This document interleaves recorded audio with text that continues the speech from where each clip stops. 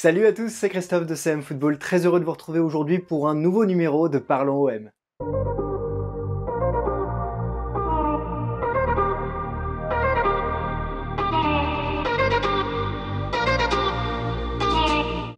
Alors c'est avec grand plaisir que je vous retrouve aujourd'hui après la première de Jorge Sampaoli. Cette première qui est avec une victoire pour l'Olympique de Marseille. Ça faisait longtemps qu'on ne s'était pas parlé pour débriefer d'une victoire de l'OM. Alors aujourd'hui on va changer un tout petit peu le format, on va pas faire le top flop. Je vais plutôt être indulgent pour cette première, mais on va parler précisément des enseignements qu'apporte ce premier match avec l'entraîneur Jorge Sampaoli. Alors, d'abord, le premier point que j'ai envie de dire, c'est que l'Olympique de Marseille revient à la 6e place au classement, à 1 point du RC Lens, avec 1 point d'avance sur le Football Club de Metz.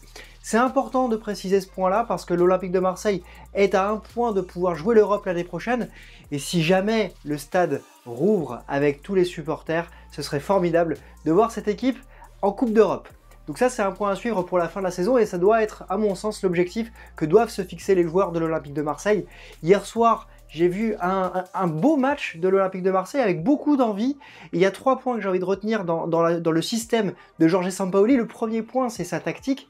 Il a positionné une équipe en 5-3-2 en phase défensive et en 3-5-2 en phase offensive, et surtout c'est la notion des latéraux qui ont vraiment navigué tout au long du match en fonction des phases de l'équipe, mais j'ai senti surtout un milieu de terrain qui était très intéressant avec des triangles. D'abord un triangle à gauche moins intéressant qu'à droite, Nagatomo, Haoui avec qui travaillait avec Payet, et surtout à droite entre Lirola, Thauvin et Payet, et ça a laissé beaucoup d'espace de travail, notamment dans les phases offensives, et ça c'était un point intéressant. Alors quand on voit ces milieux en phase défensive qui étaient plus dans les demi-espaces, ça va être intéressant de regarder comment cette équipe va évoluer dans les prochaines semaines.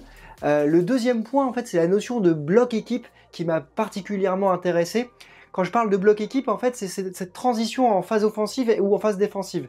Et à chaque fois, j'avais l'impression qu'on avait vraiment une équipe qui était regroupée. Alors, c'était pas parfait, on n'avait pas forcément des lignes très proches l'une de l'autre, mais on avait quand même une rigueur dans cet effectif. Et c'est intéressant, on va rester calme pour l'instant, c'est intéressant après 2 jours d'entraînement avec Sampaoli. J'imagine bien que les joueurs avaient la volonté de plaire à l'entraîneur. En tout cas, derrière ma télé, j'ai trouvé ça plutôt intéressant. Et le troisième point, eh ben, c'est le mental des joueurs. Pourquoi? Parce que je m'attendais, après avoir échangé avec différents copains supporters de l'Olympique de Marseille, je m'attendais à avoir 30 minutes, les 30 dernières minutes difficiles pour l'OM. Et ça a été plutôt compliqué parce qu'il y a eu une belle occasion pour Rennes avec un Rennais qui aurait pu marquer avec la frappe sur la barre transversale. Mais Sampaoli a insufflé, a fait rentrer de nouveaux joueurs, a insufflé une nouvelle dynamique avec Benedetto qui est rentré, avec Luis Enrique, avec Cuisance. Et ce sont ces 3 joueurs-là qui se sont retrouvés sur le but et marqués dans les 5 dernières minutes d'un match pour offrir la victoire à l'OM.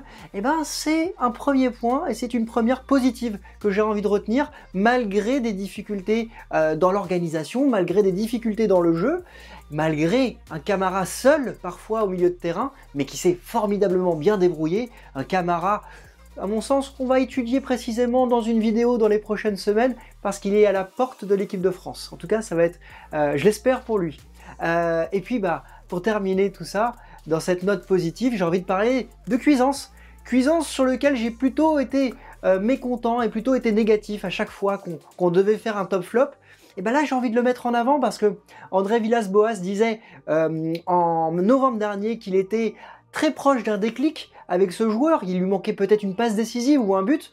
Hier, il est rentré en jeu dans les 10 dernières minutes. Il a marqué ce but, il a marqué le but de la victoire. J'espère que cela l'a libéré. En tout cas, ça n'enlève en rien ce qui s'est passé avant.